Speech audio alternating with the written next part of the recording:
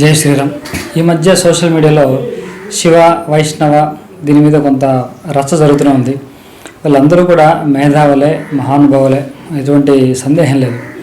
కానీ ఎందుకు వస్తుంది ఇటువంటి సమస్యలన్నీ అంటే, ఇప్పుడు వ్యాసుల వారు ఏం చేశారంటే కొన్ని శివ ప్రధానమైనటువంటి పురాణాలు, కొన్ని వైష్ణవ సంబంధమైనటువంటి పురాణాలు రాశారు.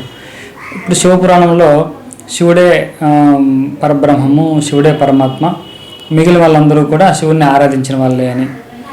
కొన్ని వైష్ణవ పురాణాల్లో విష్ణువే ప్రధానము, మిగిలిన వాళ్ళందరూ కూడా విష్ణువుకి సేవ చేసిన వాళ్ళే అని దాని అర్థం.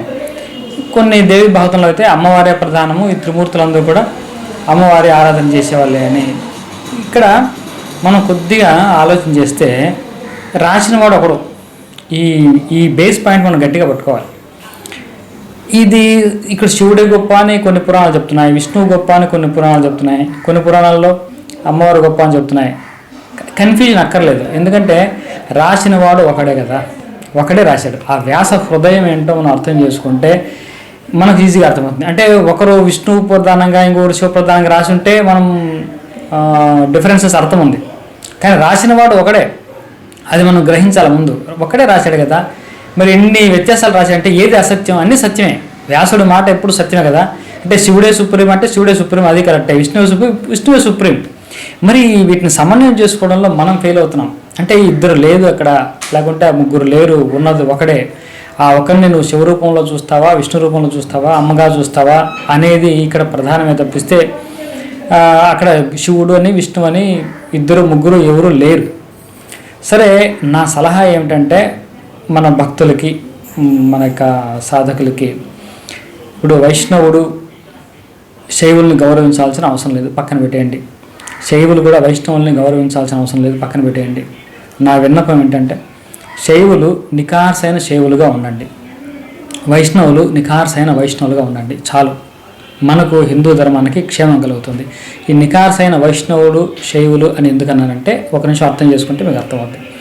ఇప్పుడు వైష్ణవులు ఉన్నారు, ఆ వైష్ణవులు విష్ణువుని ప్రధానంగా పూజిస్తారు. విష్ణువు అంటే ఏమిటండి? సర్వత్రా వ్యాపించి ఉన్నాడు. అసలు భగవంతుడు అంటేనే సర్వవ్యాపి అని తెలుసుకోవడమే అసలైనటువంటి జ్ఞానం. సరే, నువ్వు విష్ణువుని ఆరాధన చేస్తున్నావు కాబట్టి విష్ణువు సర్వత్రా వ్యాపించి ఉన్నాడు. ప్రతి దాంట్లో కూడా నిబిడీకృతమై ఉన్నవాడు విష్ణువు. సూత్రే మణిగణ ఇవ అని భగవద్గీతలో భగవానుడు చెప్తాడు కదా, సూత్రం యందు మణులు గుచ్చబడినట్టు నేను ప్రతి దాంట్లో కూడా ఉన్నాను అని. దాన్ని అన్వేషించడమే వైష్ణవుల యొక్క పని అనుకోండి ప్రస్తుతానికి. కాబట్టి ప్రతి చోట కూడా ఏమాత్రం సందు లేకుండా, గ్యాప్ లేకుండా నిండిపోయి ఉన్నటువంటి విష్ణు తత్వాన్ని నువ్వు ఆరాధన చేస్తూ ఒక శివాలయంలో, ఆ శివలింగంలో విష్ణువు కాక ఇంకెవరో ఉన్నారు అంటే నీ విష్ణు భక్తి, ఆ విష్ణు జ్ఞానము అసంపూర్ణం అయిపోలేదా? ఒక వినాయకుడి యొక్క విగ్రహంలో అక్కడ విష్ణువు కాక ఇంకెవరో ఉన్నారంట అంటే నీ యొక్క విష్ణు భక్తి ఏమైపోయింది? అసంపూర్ణం అయిపోలేదా? నీవు విష్ణువుని నమ్మితే సంపూర్ణంగా, పరిపూర్ణంగా, అణువణువున కూడా వ్యాపించి ఉన్నవాడు విష్ణువు ఒకడే. అది శివలింగంలో కావచ్చు, అమ్మవారి విగ్రహంలో కావచ్చు, వెంకటేశ్వర స్వామి విగ్రహంలో కావచ్చు, ఉన్నది ఒకటే అని గ్రహించండి. ఇదే విధంగా మీరు శైవులైతే, శైవారాధన ప్రధానంగా చేస్తుంటే శివుడే సర్వవ్యాపి, శివుడినే సర్వవ్యాపిగా గుర్తించండి. కాబట్టి శివుడు సర్వవ్యాపి అనుకున్నప్పుడు వెంకటేశ్వర స్వామి విగ్రహంలో శివుడు కాకుండా ఇంకెవరో ఉన్నారు అంటే మీ శివ జ్ఞానము, శివభక్తి అసంపూర్ణమైపోలేదా? అదే ఒకటి ఆలోచించండి. వేరే వాళ్ళని గౌరవించడం పక్కన పెట్టేయండి. మీరు శైవులుగా ఉండండి, వైష్ణవులుగా ఉండండి. ఆ వైష్ణవ తత్వాన్ని అర్థం చేసుకోండి, శివతత్వాన్ని అర్థం చేసుకోండి. ఇది మన సనాతన ధర్మానికి రక్షణ ఇస్తుంది, అందరూ క్షేమంగా ఉంటారు. కాబట్టి సనాతన ధర్మం ఒకప్పుడు శైవ, వైష్ణవ రకరకాల మతాలతో ఇబ్బంది పడింది. శంకరాచార్యులు వచ్చి దాన్ని సమన్వయం చేశారు. ఆ సమన్వయాన్ని మన అందరం కూడా కలిసి కొనసాగించాల్సిన బాధ్యత ప్రతి ఒక్కరి మీద ఉంది, గుర్తుపెట్టుకోండి. ఇప్పుడు సనాతన ధర్మానికి చుట్టూ అనేక మంది శత్రువులు ఉన్నారు. రకరకాల మతాల దాడులు ఎదుర్కొంటున్నటువంటి సందర్భంలో సనాతన ధర్మంలోనే ఇటువంటి ఐక్యత లోపిస్తే ఇది చాలా చాలా ప్రమాదం. కాబట్టి సనాతన ధర్మంలో ఐక్యతను కాపాడాల్సిన బాధ్యత ధర్మము ప్రతి ఒక్కరి మీద ఉంది.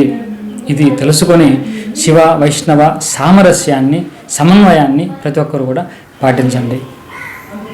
ఇది మా శ్రీ గురు సత్సంగం యొక్క అఫీషియల్ యూట్యూబ్ ఛానల్. మనం ఇంతవరకు లైఫ్ కోచ్ మూర్తి అనే ఛానల్లో వీడియోస్ చూసుకునే వాళ్ళం.